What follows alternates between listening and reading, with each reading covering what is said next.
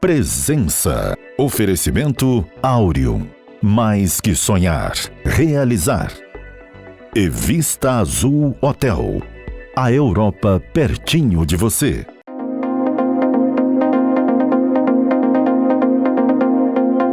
A presença hoje é de um mentor, consultor empresarial, Cleiton Milanês, com quem a gente vai conversar agora.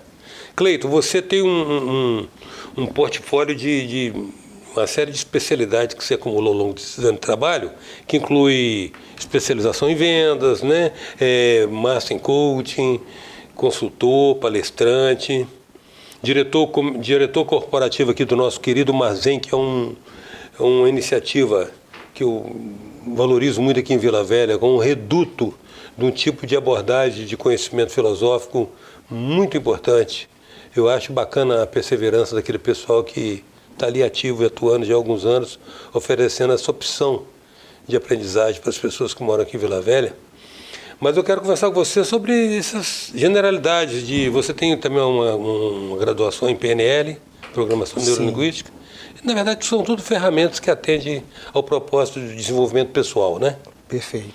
Mas vamos falar de vendas. Eu quero falar de vendas porque é o seguinte, vendas é uma coisa interessante. A impressão que a gente tem é que o cara não consegue ser muita coisa na vida ou nada na vida e vai ser vendedor. Então isso de uma certa maneira, desqualifica muito vendas, até que se percebe que um bom vendedor sempre é próspero, sempre tem dinheiro, sempre está bem. Eu acho que as coisas se situam nesses dois extremos aí, né? Perfeito. Antes de qualquer coisa, eu quero agradecer esse convite. Me senti extremamente honrado de estar aqui com você. Eu que agradeço. Você vem cá gerar conteúdo de qualidade para nós. Muito obrigado mesmo. Tem uma frase de alguém que eu gosto muito que diz o seguinte: me mostre um vendedor que estude tanto quanto um médico, que eu te mostro um vendedor que ganha até mais do que um médico. E é o que você acabou de falar. Infelizmente, ainda há uma crença generalista de que a profissão de vendedor é uma profissão para quem não deu certo na vida, mas há vários fatores que eu poderia estar aqui no decorrer da nossa conversa pontuando para vocês, que comprovam que não há mais espaço para amadorismo quando se fala em vendas. Realmente hoje a pessoa precisa se tornar um especialista. Primeiro, o cliente mudou. Com a vinda da internet, com o aceleramento do uso das ferramentas através da pandemia, hoje a maioria dos clientes sabem mais do que o próprio vendedor. Então, um vendedor que antigamente ele se valia da ignorância do seu possível cliente, usava a ludibriação, o engano, o engodo, hoje ele não consegue mais fazer isso. Ou ele estuda, ou ele realmente aprende não só sobre o seu serviço, seus produtos, mas também como funciona a mente do seu cliente, como que funciona o comportamento das pessoas, para que ele possa se antecipar, ou ele está fadado ao fracasso. Então, como você falou aqui agora há pouco, são dois extremos, né? Existe aquele vendedor que, se ele tentar se aventurar, eu estou tentando, batendo cabeça aqui, não estou dando certo na vida, eu vou arrumar um bico de vendedor aí. Esse daí não tem muito êxito, não. Ele vai perceber que a venda está cada dia mais desafiadora e provavelmente ele vai sucumbir, vai acabar desistindo e vai buscar uma profissão que tenha CLT para ele se sentir mais confortável, o que não tem nada de errado com isso, tá? Mas aquele que realmente fala, não, eu quero me tornar um especialista, eu vou fazer disso aqui a minha carreira, a minha profissão, esse tem potencial de ganhar muito bem. Eu gosto de brincar também com a seguinte questão: o vendedor, ele pode vender uma agulha, como ele pode vender um avião. Você pega, por exemplo, o Neymar. Neymar é bom? Não, Neymar é excelente. Mas do meu ponto de vista, o Neymar pai é tão bom quanto o filho, porque ele vendeu o filho. Então, nós temos hoje no Brasil inúmeros Neymares por aí, pessoas com inúmeros talentos na ponta do pé aí do futebol, mas se não tiver alguém que o venda tão bem quanto o pai do Neymar Júnior o vendeu... Um gestor de carreira, né? Ele é um excelente gestor de carreira. Então tá aí algum dos pontos aqui que só para destacar um pouco da importância desse conhecimento sobre vendas, né? Agora, uma questão do vendedor, vamos falar, vendedor, aquele cara que tem o seu ofício como arte e exerce com tesão, com vontade, com alegria. Vender para ele é muito mais do que ganhar dinheiro, é uma realização. Essa pessoa, ela cria, na verdade, eu acho, uma relação com aquela pessoa que naquele momento é circunstancialmente um comprador, né? Ele cria uma relação, eu acho que ele entende que, inclusive, se possível, vai vender mais. Aquele cliente dele vai gerar valor de longo prazo para ele. Perfeito. Hoje, já é sabido que vender uma vez e vender sempre é muito mais inteligente do que você vender para um e descartar essa pessoa tentando buscar novos clientes. E o vendedor que já percebeu isso, como você acabou de falar, ele já não olha mais para o cliente como uma fonte de renda. Não, ele olha para o cliente como um parceiro de vida. O vendedor inteligente, ele olha para o cliente e fala, não, ali está aquela pessoa que vai se tornar minha parceira de vida. Por quê? Porque toda vez que ela precisar daquilo que eu tenho para vender, ela vai buscar a mim, ela vai procurar a mim. Mas para isso, tem que nutrir um relacionamento. A relação aí ganha outro patamar. É outro nível. Patamar, né? Um comprometimento. Hoje, por exemplo, quando a maioria das pessoas, quando ela entra na loja e ela é abordada por um vendedor que ela sente, ela fareja a vontade de vender imediatamente, a pressa pelo fechamento de venda, a maior parte das pessoas já caem fora, já procuram outra loja, procuram outro vendedor, porque as pessoas estão buscando exatamente isso. Alguém comprometido em resolver o problema dela. Não, eu quero que resolva o meu problema. E olha exatamente, só, ele não vai comprar um produto, né? Ele não vai comprar um produto, vai comprar uma solução. Uma solução. E se ela encontra isso no profissional de vendas, a maioria das pessoas estão dispostas até a pagar mais caro por isso.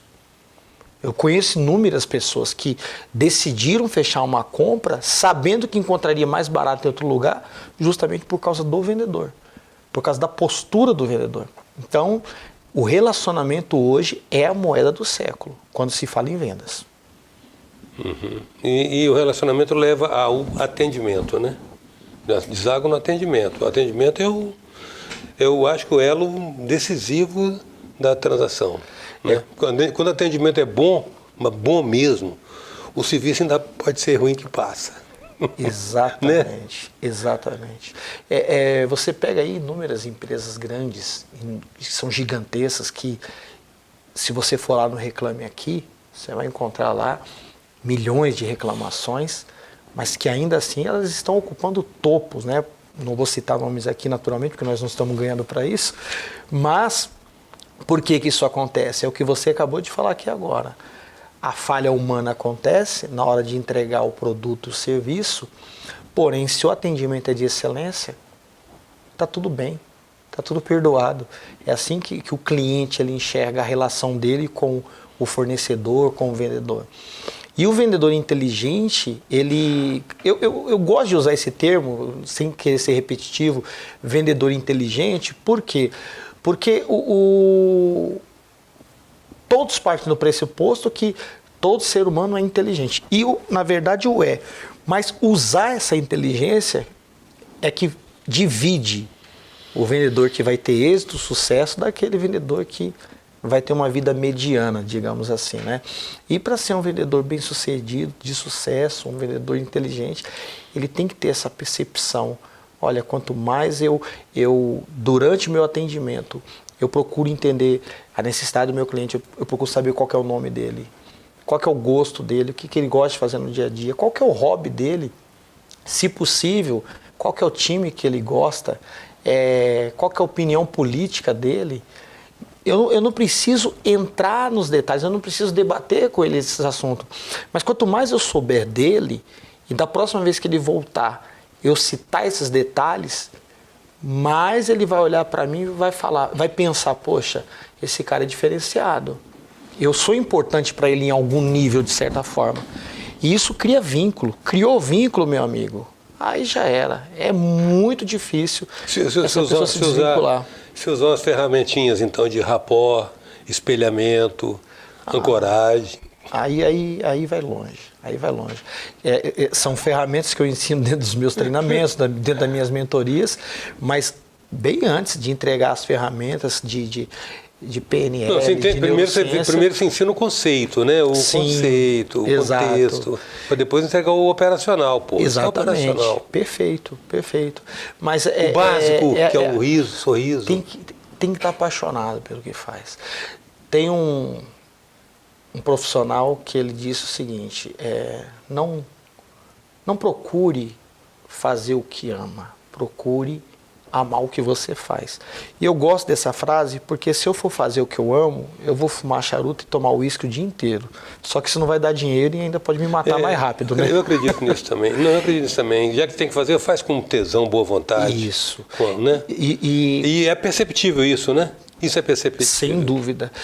Olha, eu vou falar uma coisa para você, Eustáquio. O vendedor que às vezes não tem nem muita técnica, mas ele tem muita paixão, ele tem muita vontade de fazer o que ele faz, ele pode se tornar uma máquina de vendas muito mais poderosa do que o outro que tem muita técnica, mas tem uma paixão mediana, digamos assim. É meio burocrático, digamos assim. Exato. Que está sendo tecnicamente correto e não passa esse sentimento. Sim, eu passei mais de uma década prestando serviço para uma rede francesa aqui no Brasil, de hipermercados, muito conhecida, né? E é uma multinacional essa empresa. E uma das coisas que mais me chamavam a atenção era justamente isso. Eu via isso em todos os estados do Brasil, no piso de loja, tanto vendedores que eram muito municiados de ferramentas, de técnicas, como alguns que eram até semi-analfabetos no sentido de não saber nem falar direito os recursos que o aparelho televisor tinha. Mas a vontade, o empenho, o relacionamento com o cliente era algo tão intenso, tão real, que ele era o campeão de vendas da loja. Ô Cleiton, você faz treinamento então de venda. Sim. Normalmente qual é a carga que você deixa, você pega uma equipe assim e acha que ela está razoavelmente qualificada para performar melhor?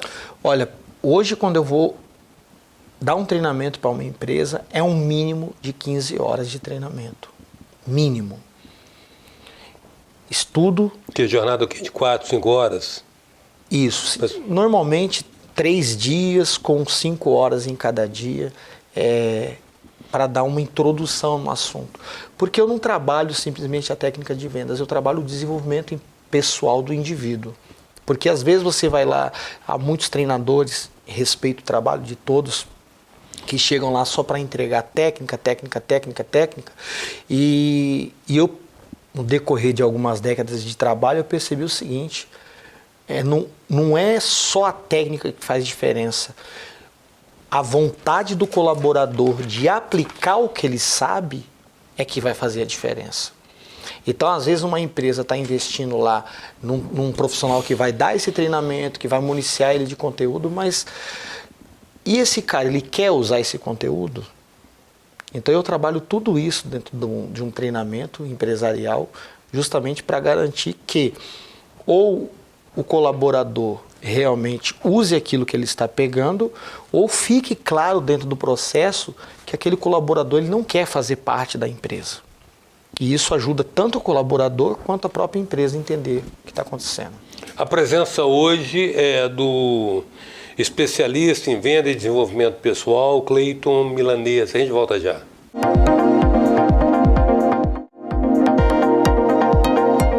Voltamos com a presença do especialista em vendas e especialista em desenvolvimento pessoal, Cleiton Milanês. Cleiton, você, para poder ostentar esse título de especialista em desenvolvimento pessoal, você tem que reunir algumas competências, né, que você veio reunindo, o coaching, PNL, né, são tudo ferramentas interessantíssimas, mas você atua também aqui junto com o Marzen. A gente fez referência ao Marzen no começo do nosso bloco anterior. O Marzen é um centro holístico, um centro de disseminação de culturas que às vezes pode ser considerado até alternativas. Como é que é esse trabalho? Você incorpora aspectos de saúde no desenvolvimento pessoal da pessoa? Exatamente. Ah, é? O O Marzen, por ser um centro de qualidade de vida, como você acabou de citar aí, que trabalha com saúde alternativa, com medicina alternativa, quando eu estive em contato com o Marzen, primeiramente foi para dar uma consultoria para eles e treinamento para o seu pessoal. À medida que nós fomos estreitando o relacionamento, foi aí que percebemos que havia uma grande necessidade por parte de muitos empresários que usam o espaço Marzen para os seus cuidados pessoais, levarem parte daquilo que eles tinham lá também para dentro das suas empresas. Tá? E só que também não adiantava trabalhar somente a questão da saúde mental, a saúde física, preventiva do colaborador. O empresário também precisa que esse colaborador performe melhor. Então, daí nasceu essa aliança entre o Marzen e eu e o Marzen, onde nós levamos uma proposta um pouco mais abrangente. Dentro de um treinamento hoje, por exemplo, que antes eu entregava só ferramentas e recursos para o desenvolvimento pessoal, hoje nós já temos condições de incorporar, por exemplo, meditação. Temos profissionais específicos para isso dentro do trabalho, além do desenvolvimento pessoal do indivíduo. Nós temos também a aromaterapia, que já é algo que até o próprio SUS hoje está usando, porque é comprovada a eficácia, tá? Yoga, entre outras terapias alternativas, né? E dentro do próprio treinamento, por exemplo, hoje antes de começar o treinamento, eu trago, junto com a minha turma, minutos de uma respiração ativa, de uma respiração consciente, porque, curiosamente, nós nascemos, a primeira coisa que nós fazemos é respirar. E depois desaprendemos, né? Passamos o resto da vida respirando pelo tórax. É isso aí. E desaprendemos completamente. E aí você percebe que o ser humano desaprendeu a tal ponto que quando você convida as pessoas para fazer uma respiração consciente, é um sacrifício para a pessoa, na primeira vez, fazer aquilo que elas até estranham, mas depois que elas extremamente prazeroso. Pegou sentiu o benefício daquilo, sem ser chulo, só um orgasmo é melhor que a respiração. Não, sério. Quando você aprende a respirar, essa respiração aí, que você respira enchendo o pulmão de baixo para cima, né? Exatamente. E sente assim, a plenitude de estar vivo, né? Vivendo aquele momento, calando a mente, inquieta. Só um orgasmo. E é interessante porque, assim, intuitivamente, de forma empírica, as pessoas, o consciente coletivo sabe que a respiração é importante. A prova disso é que quando alguém está irritado, fora de si, a primeira coisa que alguém ao lado fala é: respira, calma, respira. É interessante que... a sabedoria popular percebe, mas não sistematiza. Exatamente, é isso aí. Então, hoje, ainda voltando à questão, o trabalho que nós fazemos hoje junto ao Marzen, ele é fantástico porque ele acaba completando saúde e produtividade. Porque antes as empresas pensavam de forma ambígua. Ou era uma coisa ou era outra. Se vai contratar alguém para falar de saúde, é saúde. Se vai falar de produtividade, é produtividade. E hoje nós temos uma proposta que pode ser um pouco mais abrangente. Você além de PNL, de coaching, você trabalha com elementos também da constelação familiar? Eu não sou formado na constelação familiar, eu tenho neurociência, mas eu uso elementos, sim, que a constelação familiar usa, que é a psicogeografia.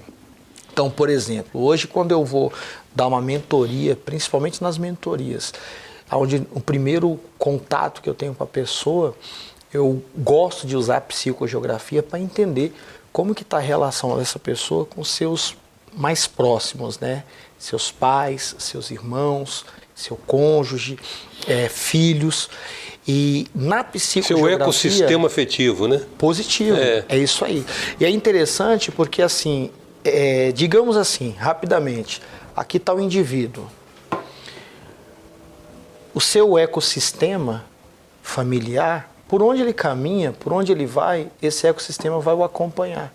E de acordo com a configuração disso, seu campo vibratório, seu campo de energia, pode auxiliar que as coisas venham com facilidade para a vida dele, que as coisas aconteçam, como pode também afastar os acontecimentos. Então, às vezes, você tem pessoas altamente qualificadas, pessoas com muitas graduações, pessoas que têm um currículo, um portfólio invejável, mas tudo que ela faz não dá certo. E às vezes, na primeira sessão que eu faço com essa pessoa, que eu identifico na psicogeografia dessa pessoa como que tá, se está certo, se está errado, e nós readequamos aquilo, é impressionante. Com menos de uma semana eu começo a receber feedback. Cleiton, algumas coisas começaram a acontecer de forma parecendo mágica. E eu explico para a pessoa, não tem mágica. É porque foi corrigido um ecossistema na psicogeografia da pessoa e isso acaba trabalhando a postura dela, trabalhando a visão dela sobre o mundo, a forma de enxergar e de pensar o todo, as pessoas. Outra coisa que eu gosto de citar também. Quando a sua psicogeografia está desalinhada, você está contra a natureza, digamos assim. E toda vez que você tenta fazer qualquer tipo de coisa, exercer qualquer ação e alguma coisa na sua vida está contra a natureza, é a mesma coisa que dar murro em ponta de faca. Você vai nadar, nadar, nadar e vai morrer na praia. Eu tenho certeza que muitas pessoas que estão ouvindo o que eu estou falando para você aqui agora provavelmente estejam se identificando.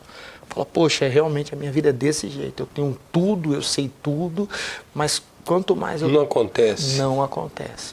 E isso que eu uso, a psicogeografia, como você citou agora há pouco, ela é muito bem explorada e utilizada na constelação familiar.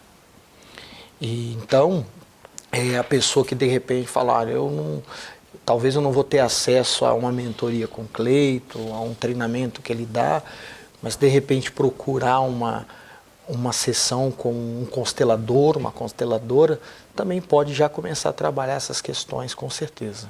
Cleiton, você está conseguindo ter facilidade o Einstein dizia que fissurar ou fender o átomo era mais fácil que quebrar um preconceito. A gente sabe disso, né? A questão cultural, na vida organizacional, a cultura organizacional, como é que ela sabota, como é que ela sabota. O cara chega lá com os planejamentos estratégicos, todas as coisas, incorpora tudo que está acontecendo, fica up to date com tudo, chega lá, a coisa é sabotada, não é praticado, o planejamento estratégico vai dormir na gaveta e ser esquecido. Mesmo. Você está conseguindo transmitir essas percepções e esses valores para uma cultura corporativa? Por exemplo, você falou aí, por exemplo, o Mazen, negócio de trabalhar com aromaterapia. Aromaterapia, yoga, tem coisas que são validadas porque ganham pela verdade, são verdadeiras, então não adianta o ceticismo inicial querer sabotá-las.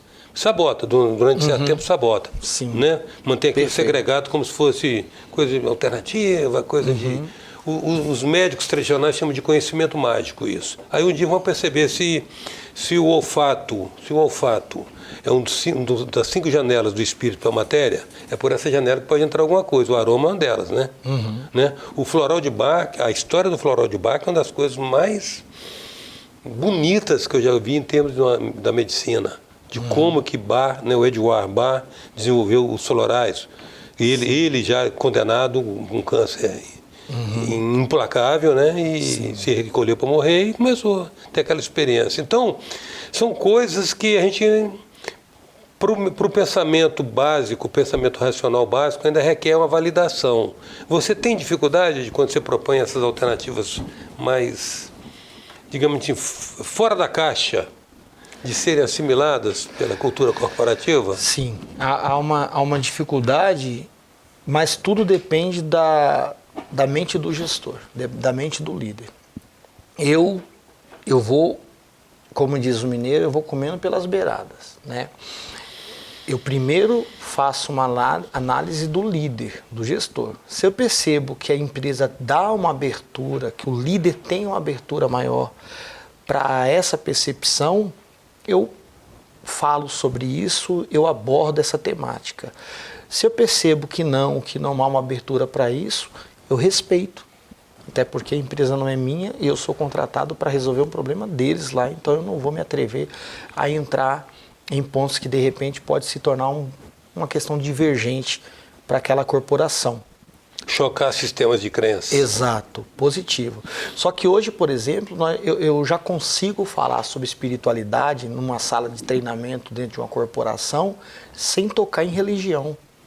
Porque quando hoje nós falamos sobre espiritualidade, já sabemos que a espiritualidade está ligada a algo maior, não necessariamente a uma religião. Existem muito mais pessoas espiritualizadas sem ter qualquer religião do que pessoas religiosas espiritualizadas. Isso você pode ter certeza. Então, as coisas mudaram bastante. Como a internet, ela de alguma forma, ela tira aquilo que estava marginalizado e coloca em evidência, então não adianta esconder. Como você acabou de falar agora há pouco, a aromaterapia mesmo, ela é fantástica, porque o comércio usa aromaterapia com maestria. Você vai num shopping, tem lojas que usam determinados cheiros, que ao você passar na frente da loja, você se sente convidado a entrar lá dentro só por conta daquele cheiro, né? Brinquedos infantil, eles incorporam determinados cheiros porque sabe que a criança vai querer interagir mais só por causa daquele cheiro. A indústria do cosmético, ela não seria o que é se não pensassem metodicamente sobre cheiro. Então, quer dizer, a aromaterapia já está embutida no nosso dia a dia. Falar sobre isso é só falar sobre algo que já existe e já está aí há muito tempo. Cleiton, eu quero agradecer muito sua presença e os conhecimentos que você generosamente compartilhou conosco. Eu que agradeço, muito obrigado pelo convite. Foi um prazer e uma honra estar aqui com você. A presença hoje do especialista em vendas, especialista em PNL, especialista em coaching e fundamentalmente especialista em desenvolvimento pessoal, Cleiton Milanês. Até já.